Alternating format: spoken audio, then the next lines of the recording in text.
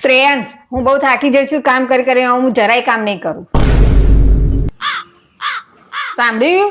હવેથી મારા એ કામ નહીં થતું. હવે હું સહેજ બી કામ નહીં કરું. આ કપડા ધોવો, કપડા સૂકવો ને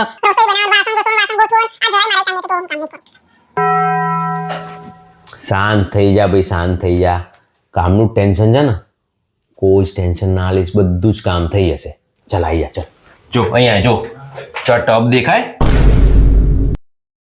આમાં તારે ખાલી રોજ કપડાં નાખવાના જ છે. તું નાખીશ ને એટલે આપોઆપ ધોવાઈ જાય છે, સૂકવાઈ જશે અને આપોઆપ પછી તિજોરીમાં વળીને ગોઠવાઈ બી જશે.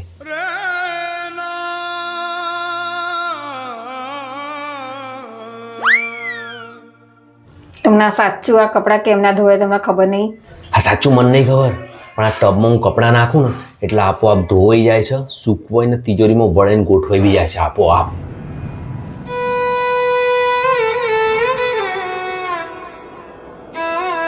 સમજી? અહીંયા બીજું બતાવ. ચાલ જો અહીંયા જો અહીંયા આ બેસીન દેખાય તને? આમાં છે ને તારા બધા ગંદા વાસણ જે બી હોય ને બધો ઢગલો અહીંયા મૂકી દેવાનો, આપોઆપ ધોવાઈ જશે અને ગોઠવાઈ બી જાય છે પાછા. આ કેમ ના ઘસાય તમને નહીં ખબર? હે, મને નહીં ખબર, મને ખાલી એટલી ખબર છે કે અહીંયા તું વાસણ મૂક ને એટલે આપોઆપ ધોવાઈ જાય છે અને ગોઠવાઈ બી જાય છે પાછા. કંઈક જાદુ બાદુ છે ઘરમાં, એટલી મને ખબર છે.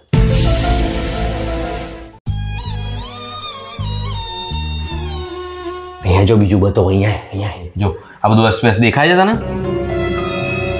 આ બધું છે ને ઓટોમેટિક સાફ થઈ જશે અને ગોઠવાઈ જશે. અત્યાર સુધી હું તને કહેતો નતો, સમજી? એ ડરથી કે કદાચ હું તને કહી દઉં અને જાદુ થતું બંધ થઈ જાય તો. આ જાદુ બધું જ આપોઆપ ગોઠવીને ફિક્સ કરી દે છે ઘરમાં. હવે આ ઘર કોણ સાફ કરે એ બી તમને નહીં ખબર? ના, મને નહીં ખબર.